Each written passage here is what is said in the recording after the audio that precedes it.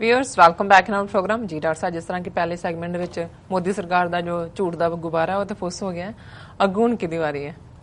हाँ जी, गुब्बारा लीक अजे हवा आनी शुरू हुई है, बस फटन वाला है। फटन वाला जी। देखो, असी अजे कल ही गल करके हटे सी, जिहड़े जिम मैट्स अमरीका के डिफेंस सैकटरी ने, साडी इत्थों दी लैंग्वेज उन्हें डिफेंस मिनिस्टर कहांगे साउथ एशियन ईडीएम जी, उन्होंने दिल्ली ਉਹਦੇ ਨਾਲ ਬੀਬੀ ਸੀਤਾਰਮਨ ਕੇ ਕੀ ਹੈ ਉਹਦੇ ਨਾਲ ਬੜੇ ਬਿਆਨ, ਜੁਆਇੰਟ ਪ੍ਰੈਸ ਕਾਨਫਰੰਸ ਵੀ ਕੀਤੀ, ਭਾਰਤ ਦੀ ਸ਼ਲਾਘਾ ਕੀਤੀ, ਅਫਗਾਨਿਸਤਾਨ 'ਚ ਜਿਹੜਾ ਹੋਰ ਰੋਲ ਪਲੇ ਕਰਨ ਲਈ ਕਿਹਾ ਜੀ। ਇੰਡੀਅਨ ਓਸ਼ਨ 'ਚ ਬਹੁਤ ਵਧੀਆ ਰੋਲ ਹੈ ਤੇ ਉਹ ਜਿਹੜੇ ਨੇ ਜਿਮ ਮੇਟਸ ਜਿਹੜੇ ਨੇ ਕਾਬਲ ਜਾਣ ਦੇ ਲਈ ਜਹਾਜ਼ 'ਚ ਆਪਣੇ ਪਹੁੰਚ ਗਏ ਏਅਰਪੋਰਟ, ਔਰ ਏਅਰਪੋਰਟ ਤੇ ਉਤਰਨ ਤੋਂ ਥੋੜੀ ਦੇਰ ਬਾਅਦ 6 ਰਾਕਟ ਜਿਹੜੇ ਨੇ ਉਹ ਕਾਬਲ ਦੇ ਏਅਰਪੋਰਟ ਦੇ ਉੱਤੇ ਦਾਗੇ, ਜਿਨ੍ਹਾਂ ਦੇ ਕੋਲ ਕੰਟਰੋਲ ਹੈ 60% ਤੋਂ ਜ਼ਿਆਦਾ ਦਾ। ਉਹਦੇ 'ਚ ਕੁਝ ਜ਼ਖਮੀ ਹੋਏ ਨੇ ਲੋਕ, ਪਰ ਫਿਰ ਵੀ ਬਹੁਤ ਬਚਾ ਰਿਹਾ। ਸੋ ਹੁਣ ਜ਼ਾਹਰ ਹੈ ਕਿ ਵੀ ਜਦੋਂ ਜਿਮ ਮੈਟਸ ਅਫਗਾਨਿਸਤਾਨ ਦੇ ਪ੍ਰੈਜ਼ੀਡੈਂਟ ਦੇ ਨਾਲ ਔਰ ਨੈਟੋ ਦੇ ਕਮਾਂਡਰ ਦੇ ਨਾਲ ਪ੍ਰੈਸ ਕਾਨਫਰੰਸ ਕਰ ਰਹੇ ਸੀ, ਜਿਹੜਾ ਸਭ ਤੋਂ ਸੁਰੱਖਿਅਤ ਥਾਂ ਏਅਰਪੋਰਟ, ਜਿੱਥੇ ਅਮਰੀਕਾ ਦਾ ਸੈਕੰਡ ਮੋਸਟ ਪਾਵਰਫੁਲ ਮੈਨ, ਪ੍ਰੈਜ਼ੀਡੈਂਟ ਤੋਂ ਬਾਅਦ ਸੈਕਟਰੀ ਆਫ ਡਿਫੈਂਸ, ਕਿਉਂਕਿ ਪੈਂਟਾਗਨ ਫੌਜ ਦੇ ਨਾਲ ਹੀ ਹੁੰਦਾ ਹੈ, ਜੇ ਉਹਦੀ ਆਮਦ ਦੇ ਮੌਕੇ ਕਿੰਨਾ ਉੱਥੇ ਨੈਟੋ ਨੇ ਯਤਨ ਕੀਤਾ ਹੋਏਗਾ, ਸਾਰੇ ਏਰੀਏ ਨੂੰ ਉਹਨਾਂ ਨੇ ਬਿਲਕੁਲ ਸੈਨੀਟਾਈਜ਼ ਕੀਤਾ ਹੋਏਗਾ। ਅਫਗਾਨ ਫੋਰਸਿਸ, ਕਿਉਂਕਿ ਇਹ ਉਹਨਾਂ ਦੀ ਪ੍ਰੈਸਟੀਜ ਦਾ ਤਾਲੁਕ ਹੁੰਦਾ, ਜਿਹੜਾ ਐਗਜ਼ਿਸਟਿੰਗ ਨੈਟਵਰਕ ਹੈ ਉੱਥੇ, ਔਰ ਇੱਥੇ ਸਿਕਿਉਰਿਟੀ ਸੇਫਟੀ ਦਾ ਤਾਲੁਕ ਹੈ। ਜ਼ਾਹਰ ਹੈ ਸਾਡੇ ਡਿਫੈਂਸ ਮਿਨਿਸਟਰ ਨੇ, ਅਸੀਂ ਵੀ ਉਹਨਾਂ ਦੀ ਸਿਕਿਉਰਿਟੀ ਬਾਰੇ ਵਰਿਡ ਹੋਵਾਂਗੇ। ਔਰ ਹਾਂ, ਲੇਕਿਨ ਇਹ ਸ਼ੋਅ ਕਰਦਾ ਹੈ ਕਿ ਵੀ ਬਿਆਨ ਤੁਸੀਂ ਜੋ ਮਰਜ਼ੀ ਦਿਓ, ਪ੍ਰੈਸ ਕਾਨਫਰੰਸ ਜਿਹਨੂੰ ਮਰਜ਼ੀ ਤੁਸੀਂ ਕਰੋ, ਲੇਕਿਨ ਗਰਾਊਂਡ ਰਿਐਲਿਟੀ ਕੀ ਹੈ। ਔਰ ਅਨਫੋਰਚੂਨੇਟਲੀ ਉਸ ਤੋਂ ਬਾਅਦ ਉਹ ਤਾਂ ਨਿਕਲ ਗਏ। ਫਿਰ ਅਮਰੀਕਨਾਂ ਨੇ ਜਿਹੜਾ ਜੋ ਵੀ ਨੈਟੋ 'ਚ ਉੱਥੇ ਇਹਨਾਂ ਦਾ ਗਰੁੱਪ ਹੈ, ਇਹਨਾਂ ਨੇ ਹਵਾਈ ਹਮਲਾ ਕੀਤਾ ਵਾਪਸੀ, ਕਿ ਜੀ ਪਤਾ ਨਹੀਂ ਨੇੜੇ ਕਿਤੇ ਬਿਲਡਿੰਗ 'ਚ ਹੋਲ ਇਨ ਹੋਣਗੇ ਜਾਂ ਕੀ ਹੋਣਗੇ, ਕਿ ਉਹਦੀ ਜ਼ਿੰਮੇਵਾਰੀ ਦੋਨੋਂ ਹੀ ਤਾਲਿਬਾਨ ਨੇ ਵੀ ਔਰ ਦੂਜੀ ਜਿਹੜੀ ਹੈ ਦਹਿਸ਼ਤਗਰਦ ਜਥੇਬੰਦੀ ਉਹਨੇ ਵੀ ਲਈ। ਔਰ ਉਹ ਵੀ ਜਿਹੜਾ ਹਵਾਈ ਹਮਲੇ 'ਚ ਜਿਹੜੀ ਹੈ ਉਹ ਗਲਤ ਟਾਰਗੇਟ ਹੋ ਕੇ ਸਿਵਲੀਅਨ ਮਰ ਗਏ। ਹੁਣ ਇਹ ਵੀ ਉਹਨਾਂ ਦੇ ਹੱਕ 'ਚ ਜਾਏਗੀ ਗੱਲ ਕਿ ਦੂਜਿਆਂ ਦੇ, ਕਿ ਵੀ ਦੇਖੋ ਬੇਗੁਨਾਹ ਜਿਹੜੇ ਨੇ ਮਾਰ ਦਿੱਤੇ, ਕਿਤੇ ਵੀ ਬੇਗੁਨਾਹ।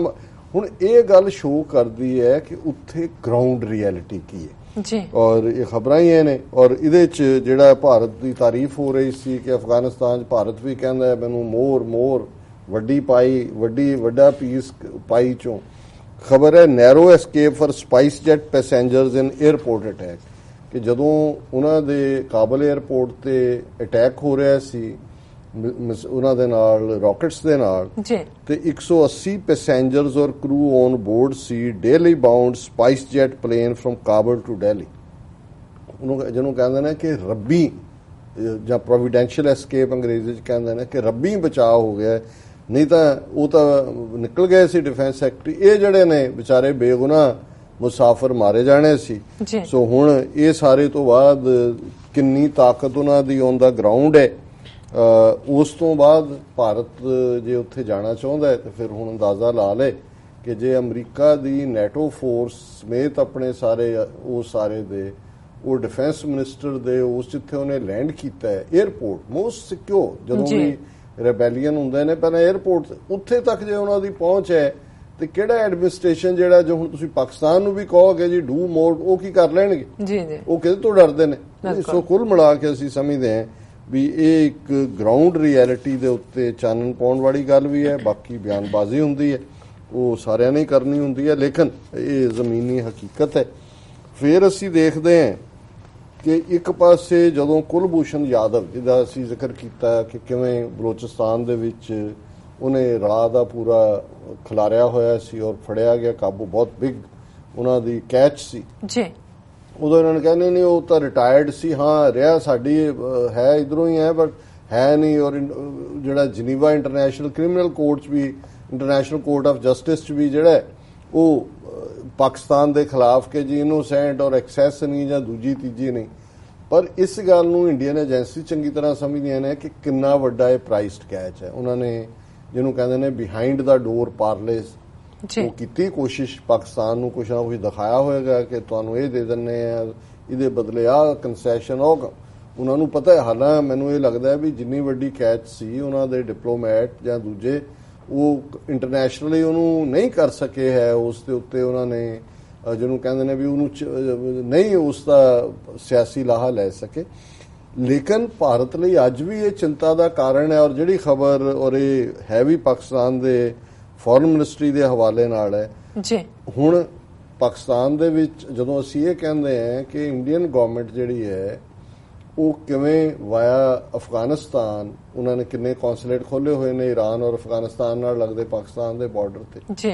ਜਿਹੜੀ ਪਾਕਿਸਤਾਨ 'ਚ ਦਹਿਸ਼ਤਗਰਦੀ ਹੈ ਉਹ ਬਲੋਚਾਂ ਦੀ ਹੋਏ, ਜਿਹੜੀ ਉਹ ਤਾਲਿਬਾਨ ਦੀ ਹੋਏ, ਜਿਹੜਾ ਇੱਕ ਹਿੱਸਾ ਹੈ ਜਿਨ੍ਹਾਂ ਨੂੰ ਤਹਿਰੀਕੇ ਤਾਲਿਬਾਨ ਕਹਿੰਦੇ ਨੇ, ਜਿਨ੍ਹਾਂ ਨੇ ਇੱਕ ਬੜਾ ਬਰੂਟਲ ਅਟੈਕ ਪਿਸ਼ਾਵਰ ਦੇ ਵਿੱਚ ਸਕੂਲੀ ਬੱਚੇ ਮਾਰੇ ਜੀ ਜੀ, ਔਰ ਹੋਰ ਉਹਨਾਂ ਦੇ ਸਿਵਿਲੀਅਨ ਕਦੇ ਮਸੀਤਾਂ 'ਚ ਕਿਤੇ ਦੂਜੇ ਹੋਣ, ਕਿ ਵੀ ਇਹ ਸਾਰੇ ਰਲ ਕੇ ਇੰਡੀਅਨ ਏਜੰਸੀ ਆਪਰੇਸ਼ਨ ਹੈ। ਔਰ ਕਿਉਂਕਿ ਅਫਗਾਨਿਸਤਾਨ ਸਮਹਾਉ ਜਿਹੜਾ ਵੀ ਉੱਥੇ ਰਜੀਮ ਬਣਦਾ, ਭਾਵੇਂ 3 ਮਿਲੀਅਨ ਰਿਫਿਊਜੀ ਜਿਹੜੇ ਜਦੋਂ ਅਫਗਾਨਿਸਤਾਨ ਸੋਵੀਅਤ ਯੂਨੀਅਨ ਨੇ ਅਟੈਕ ਕੀਤਾ, ਉਹਨਾਂ 40,000 ਰੋਹਿੰਗਿਆਂ ਨੂੰ ਲੈ ਕੇ ਕਿੰਨਾ ਵੱਡਾ ਇੰਟਰਨੈਸ਼ਨਲ ਇਸ਼ੂ ਬਣਿਆ ਕਿ ਵੀ ਭਾਰਤ ਉਹਨਾਂ ਨੂੰ ਕਿਉਂ ਕੱਢ ਰਿਹਾ।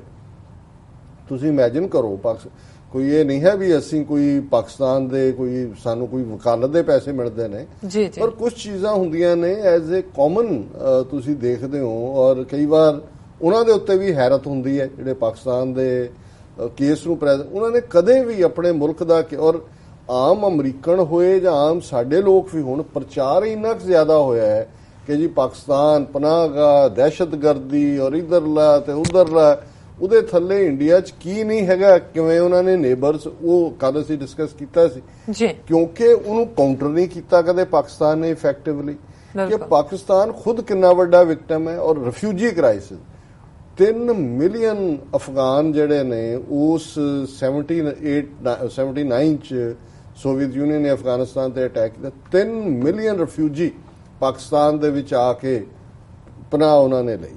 ਉਹਨਾਂ ਚੋਂ ਵੱਡਾ ਹਿੱਸਾ ਕੁਝ ਪਿਛਲੇ ਰਜੀਮ ਵੇਲੇ ਉਹਨਾਂ ਨੂੰ ਤੋਰਿਆ ਸੀ, ਪਰ ਮੇਰਾ ਖਿਆਲ ਹੈ, ਮੈਂ ਜੇ ਗਲਤ ਨਾ ਹੋਵਾਂ, ਤੇ ਅਜੇ ਵੀ 1.5 ਤੋਂ 2 ਮਿਲੀਅਨ ਜਿਹੜਾ ਹੈ ਉਹ ਉੱਥੇ ਹੀ ਆ ਕੇ ਸੈਟਲ ਹੋਇਆ। ਹੁਣ ਜੇ ਉਹਨਾਂ ਦੇ ਵਿੱਚ ਇੰਡੀਅਨ ਏਜੰਟ ਵੜ ਗਏ ਜਾਂ ਉਹਨਾਂ ਦੇ ਅਫਗਾਨਿਸਤਾਨ ਦੇ ਕੋਈ ਵੈਸਟਡ ਇੰਟਰਸਟ ਨੇ ਕਿ ਉਹ ਵੀ ਪਾਕਿਸਤਾਨ ਨੂੰ ਟਰਬਲ, ਹੁਣ ਪਾਕਿਸਤਾਨ ਜੇ 3 ਮਿਲੀਅਨ ਬੰਦਾ ਆ ਕੇ ਇੰਡੀਆ ਨੇ ਤਾਂ ਪਾਕਿਸਤਾਨ ਤੋੜ ਦਿੱਤਾ ਹੈ। ਜਦੋਂ ਬੰਗਾਲੀ ਉੱਥੇ 1970-71 ਚ ਆਏ ਕਿ ਜੀ 1 ਮਿਲੀਅਨ ਸਾਡੇ, ਹਾਲਾਂ ਮਿਲੀਅਨ ਵੀ ਬੜਾ ਐਗਜ਼ੈਜਰੇਟਡ ਫਿਗਰ ਸੀ, 2-3-4 ਲੱਖ ਸੀ ਸਾਰੇ ਜੀ, ਲੇਕਿਨ ਉਹਨੂੰ ਆਧਾਰ ਬਣਾ ਕੇ ਉਹਨਾਂ ਨੇ ਫੌਜ ਭੇਜ ਦਿੱਤੀ। ਜਦੋਂ ਅਸੀਂ 3 ਮਿਲੀਅਨ ਦੇ ਫਿਗਰ ਕਹਿ ਰਹੇ ਹਾਂ ਤਾਂ UN ਦੀਆਂ ਰਿਫਿਊਜੀ ਏਜੰਸੀਜ਼ ਉੱਥੇ ਉਹਨਾਂ ਨੂੰ ਪ੍ਰੋਵਾਈਡ, ਪਰ ਉਹਨਾਂ ਨੇ ਆਪਣੀ ਲੈਂਡ ਦਿੱਤੀ। ਨਤੀਜੇ ਦੇ ਤੌਰ ਤੇ ਇੰਨੀ ਵੱਡੀ ਗਿਣਤੀ ਜਦੋਂ ਕਿਸੇ ਹੋਰ ਮੁਲਕ ਦੇ ਲੋਕ ਆਉਂਦੇ ਨੇ, ਉਹ ਆਪਣੀਆਂ ਸਮੱਸਿਆਵਾਂ ਵੀ ਨਾਲ ਲਿਆਉਂਦੇ ਨੇ। ਫਿਰ ਕਿਉਂਕਿ ਪਠਾਣਾ ਦੇ ਵਿੱਚ ਇੱਕ ਆਪਣੇ ਕਿਸਮ ਦਾ ਜਿਹੜਾ ਟ੍ਰਾਈਬਸ ਨੇ, ਉਹਨਾਂ ਦੀ ਕਬੀਲਿਆਂ ਦੇ ਵੀ ਲਾਗ ਡਾਟਾ ਹੁੰਦੀਆਂ, ਜਿਵੇਂ ਸਾਡੇ ਕਲਚਰ 'ਚ ਸਰੀਕਾਬਾਜ਼ੀ ਹੈ,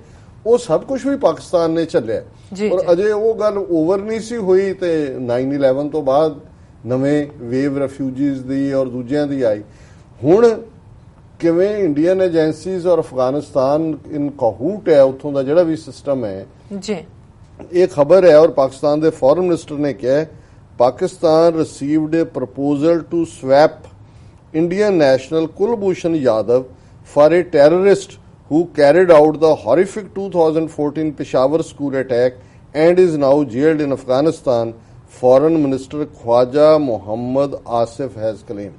ਹੁਣ ਪਾਕਿਸਤਾਨ ਦਾ ਫੋਰਨ ਮਿਨਿਸਟਰ ਕਹਿ ਰਿਹਾ ਕਿ ਸਾਨੂੰ ਇਹ ਪ੍ਰਪੋਜ਼ਲ ਆਈ ਹੈ ਕਿ ਜਿਹੜਾ ਬੰਦਾ ਜਿਹਨੇ ਪਿਸ਼ਾਵਰ ਦੇ ਜਿਹੜਾ ਸਕੂਲ ਦੇ ਉੱਤੇ ਹਮਲਾ ਕਰਕੇ 2014 ਚ ਬੱਚੇ ਮਾਰੇ ਸੀ, ਉਹ ਅਫਗਾਨਿਸਤਾਨ ਦੀ ਜੇਲ੍ਹ 'ਚ ਹੈ, ਔਰ ਉਹਨੂੰ ਅਸੀਂ ਪਾਕਿਸਤਾਨ ਦੇ ਹਵਾਲੇ ਕਰ ਦਿੰਨੇ ਤੇ ਤੁਸੀਂ ਕੁਲਭੂਸ਼ਣ ਯਾਦਵ ਨੂੰ ਜਿਹੜਾ ਉਹ ਭਾਰਤ ਦੇ ਹਵਾਲੇ, ਕਿ ਅਫਗਾਨਾਂ ਦੇ ਹਵਾਲੇ ਕਰ ਦਿਓ, ਭਾਰਤ ਨੂੰ ਦੇ ਦੇਣਗੇ। ਹੁਣ ਜ਼ਾਹਰ ਹੈ ਕਿ ਇਹਦੇ ਚੋਂ ਦੋਨੋਂ ਹੀ ਗੱਲਾਂ ਸਾਬਤ ਹੋ ਗਈਆਂ ਕਿ ਉਹ ਅਦਰਵਾਈਜ਼ ਆਮ ਬੰਦਾ ਹੈ, ਈਡਾ ਕੀ ਫਿਕਰ। ਕਿੰਨੇ ਇਰਾਕ ਦੇ ਵਿੱਚ ਪੰਜਾਬੀ ਗਵਾਚੇ ਹੋਏ ਨੇ, ਸੁਸ਼ਮਾ ਸਵਰਾਜ ਨੇ 20 ਵਾਰੀ ਬਿਆਨ ਦਿੱਤਾ, ਅਸੀਂ ਦੇਖ ਰਹੇ ਹਾਂ ਡਜ਼ਨਸ ਆਫ them ਜਿਨ੍ਹਾਂ ਦਾ ਕੋਈ ਥੋੜਾ ਟਿਕਾਣਾ ਲੱਭਣ ਲਈ ਇਹਨਾਂ ਨੇ ਕਦੇ, ਤੇ ਜੇ ਏਡਾ ਇੱਕ ਸਿਵਿਲੀਅਨ ਹੈ, ਉਹਦਾ ਕੋਈ ਤਾਲੁਕ ਨਹੀਂ ਸੀ ਜਾਂ ਉਹ ਏਡਾ ਵੱਡਾ ਸਪਾਈ ਨਹੀਂ ਸੀ, ਇੰਨਾ ਇਹਨਾਂ ਨੂੰ ਕੀ ਪਿਆ ਵੀ ਤੀਜੀ ਕੰਟਰੀ ਨੂੰ ਵਿੱਚ ਪਾ ਕੇ ਅਫਗਾਨਿਸਤਾਨ ਦੇ, ਇੱਕ ਤਾਂ ਇਹ ਸਾਬਤ ਕਰਦਾ ਕਿ ਵੀ ਇਹਨਾਂ ਦਾ ਇਸ ਲੈਵਲ ਦਾ ਸਪਾਈ ਹੈ ਵੀ ਉਹਨੂੰ ਉੱਥੇ ਉਹ ਲੰਬਾ ਵਕਤ ਰੱਖਣਾ ਨਹੀਂ ਚਾਹੁੰਦੇ, ਤੇ ਦੂਸਰਾ ਜੇ ਪਿਸ਼ਾਵਰ ਦੇ ਵਿੱਚ ਇਸ ਕਿਸਮ ਦਾ ਕਰਕੇ ਅਫਗਾਨਿਸਤਾਨ 'ਚ ਉਹਨੂੰ ਬਿਠਾਇਆ ਹੋਇਆ ਹੈ, ਸੋ ਜ਼ਾਹਰ ਹੈ ਵੀ ਉਸ ਪਿਸ਼ਾਵਰ ਅਟੈਕ ਦੇ ਲਈ ਜਿਹੜੇ ਜ਼ਿੰਮੇਵਾਰ ਲੋਕ ਨੇ ਉਹ ਇੰਡੀਅਨ ਏਜੰਸੀਆਂ ਦੇ ਲਈ ਕੰਮ ਕਰਦੇ ਹੋਣਗੇ। ਹੁਣ ਉਹਨਾਂ ਨੂੰ ਲੱਗਦਾ ਵੀ ਇਹ ਯੂਜ਼ਲੈਸ ਹੈ, ਬੰਦਾ ਛਡਾਉਣਾ ਹੈ, ਤੇ ਪਾਕਿਸਤਾਨ ਦੇ ਲਈ ਵੀ, ਫੌਜ ਲਈ, ਕਿਉਂਕਿ ਉਹਨਾਂ 'ਚ ਬਹੁਤੇ ਫੌਜੀਆਂ ਦੇ ਬੱਚੇ ਸੀ, ਉਹਨਾਂ ਦੇ ਲਈ ਵੀ ਬੜਾ ਅਹਿਮ ਹੈ। ਤੇ ਤੁਸੀਂ ਜਿਹਨੂੰ ਕਹਿੰਦੇ ਨੇ ਕਿ ਜਿਹੜਾ ਉਹ ਤੁਸੀਂ ਰਾ ਨਰਵ ਟੱਚ ਕਰ ਰਹੇ ਹੋ ਫੌਜੀਆਂ ਦੀ, ਕਿ ਤੁਹਾਨੂੰ ਤੁਹਾਡਾ ਕਾਤਲ ਦੇ ਦਿੰਨੇ, ਤੁਸੀਂ ਸਾਨੂੰ ਸਾਡਾ ਜਿਹੜਾ ਜਸੂਸ ਦੇ ਦਿਓ। ਔਰ ਇਸ ਦੇ ਨਾਲ ਹੀ ਜਦੋਂ ਇੱਕ ਮੈਂ ਫਾਈਨਲ ਇਸ ਸੈਗਮੈਂਟ ਦੇ ਵਿੱਚ ਜਿਹੜਾ ਉਹ ਪਾਕਿਸਤਾਨ ਦੇ ਫੋਰਨ ਮਿਨਿਸਟਰ, ਕਿਉਂਕਿ ਇੱਕ ਇਲਜ਼ਾਮ ਜਿਹੜਾ ਕਿ ਬਾਰ-ਬਾਰ ਇੰਡੀਆ ਪ੍ਰੋਵੋਕ ਕਰਕੇ ਅਮਰੀਕਨਾਂ ਤੋਂ ਲਵਾ ਰਿਹਾ ਕਿ ਜੀ ਤੁਹਾਡੇ ਹਕਾਨੀ ਦਾ ਨੈਟਵਰਕ ਹੈ। ਹਾਲਾਂਕਿ ਹਕਾਨੀ ਜਦੋਂ ਸੋਵੀਅਤ ਯੂਨੀਅਨ ਦੇ ਖਿਲਾਫ ਲੜਾਈ ਸੀ ਅਮਰੀਕਨਾਂ ਲਈ ਕਰਦਾ ਸੀ ਉਹਦੇ ਚ ਜਿਹੜਾ ਦੂਸਰਾ ਉਸ ਦਾ ਨਾਂ ਲੈਂਦੇ ਨੇ ਕੀ ਹੈ, ਉਹ ਹਾਫਿਜ਼ ਸਈਦ ਕੇ ਕੌਣ, ਉਹ ਬੈਠਾ।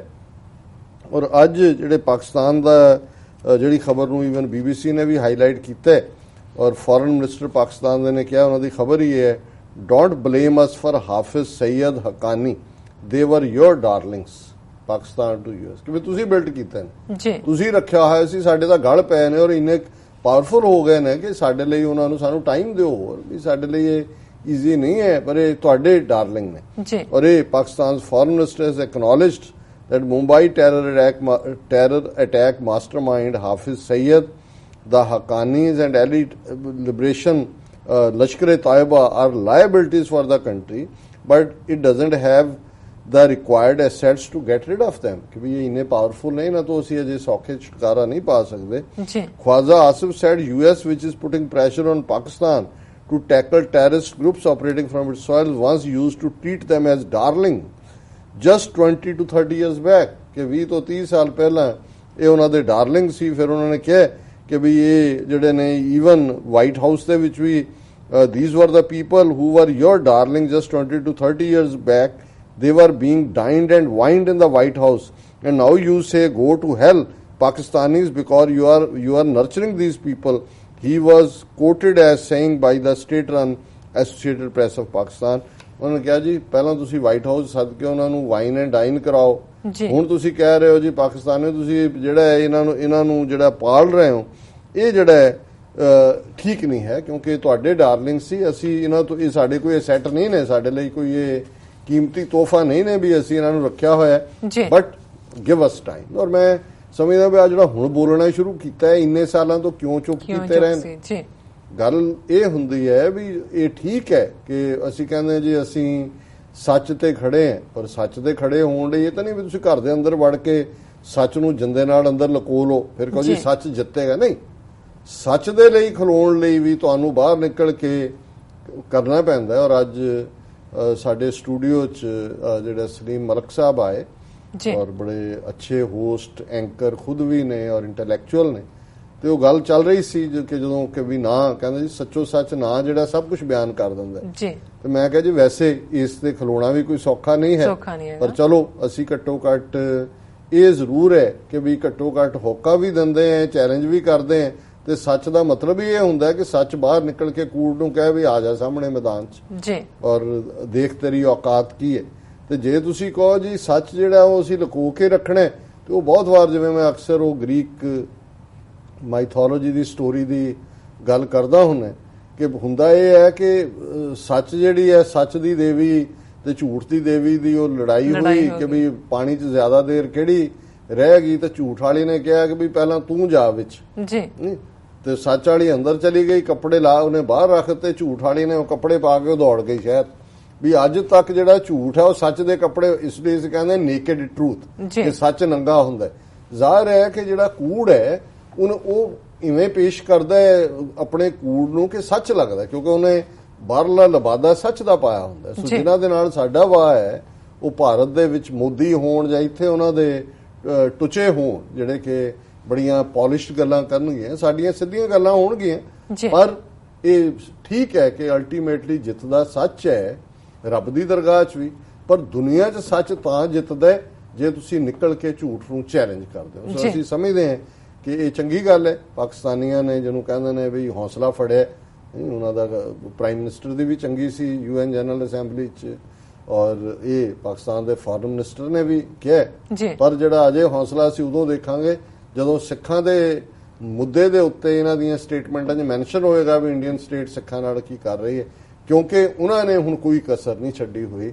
ਸੋ ਜਿਹਨੂੰ ਫੈਜ਼ ਅਹਿਮਦ ਫੈਜ਼ ਦੀ ਇੱਕ ਬੜੀ ਪਪੂਲਰ ਗਜ਼ਲ ਜਿਹੜੀ ਇਕਬਾਲ ਬਾਨੋ ਨੇ ਵੀ ਗਾਏ ਜੀ, ਉਹ ਕਿ ਵੀ ਲਾਜ਼ਮ ਅਸੀਂ ਦੇਖਾਂਗੇ ਜ਼ਰੂਰ ਜੀ ਵੀ ਇੱਕ ਦਿਨ ਸੱਚ ਸਾਡੇ ਵਾਲਾ ਵੀ ਇਹ ਬਿਆਨ ਕਰਨਗੇ। ਜੀ ਡਾਕਟਰ ਸਾਹਿਬ, ਬਿਲਕੁਲ ਇੱਥੇ ਲੈਣੇ ਆ ਬ੍ਰੇਕ ਤੋਂ ਪਹਿਲਾਂ ਫਿਰ ਦੁਬਾਰਾ ਆਪਾਂ ਦਰਸ਼ਕਾਂ ਤੇ ਸਰੋਤਿਆਂ ਨੂੰ ਅਪੀਲ ਕਰ ਦਈਏ। ਵਿਊਅਰਸ, ਅਸੀਂ ਚਾਹੁੰਦੇ ਹਾਂ ਕਿ ਤੁਸੀਂ ਆਪਣੀ ਮਾਈਕ ਸਹਾਇਤਾ TV 84 ਨੂੰ ਵੱਧ ਤੋਂ ਵੱਧ ਡੋਨੇਟ ਕਰੋ। ਤੁਸੀਂ ਆਪਣੀ ਮਾਈਕ ਸਹਾਇਤਾ ਸਾਡੇ ਜਿਹੜੇ 3 ਵੇਜ਼ ਨੇ, ਵਨ ਟਾਈਮ ਡੋਨੇਟ ਜਾਂ ਫਿਰ ਮੰਥਲੀ ਡੋਨੇਟ ਜਾਂ ਫਿਰ ਤੁਸੀਂ ਚੈੱਕ ਬਣਾ ਕੇ ਸਾਨੂੰ ਸਾਡੇ ਇਸ ਪਤੇ ਤੇ ਮੇਲ ਕਰ ਸਕਦੇ ਹੋ 36-01 37th ਐਵਨਿਊ ਲੌਂਗ ਆਈਲੈਂਡ ਸਿਟੀ ਨਿਊਯਾਰਕ 11101 USA, ਜਾਂ ਫਿਰ ਤੁਸੀਂ ਸਾਨੂੰ ਫੋਨ ਰਾਹੀਂ ਵੀ ਸੰਪਰਕ ਕਰ ਸਕਦੇ ਸਾਡੇ ਫੋਨ ਨੰਬਰ ਤੇ 5164060694। ਵਿਊਅਰਸ, ਤੁਸੀਂ ਇਸ ਤਰ੍ਹਾਂ ਬਣੇ ਰਹਿਣਾ। ਮਿਲਦੇ ਹਾਂ ਛੋਟੇ ਬ੍ਰੇਕ ਤੋਂ ਬਾਅਦ।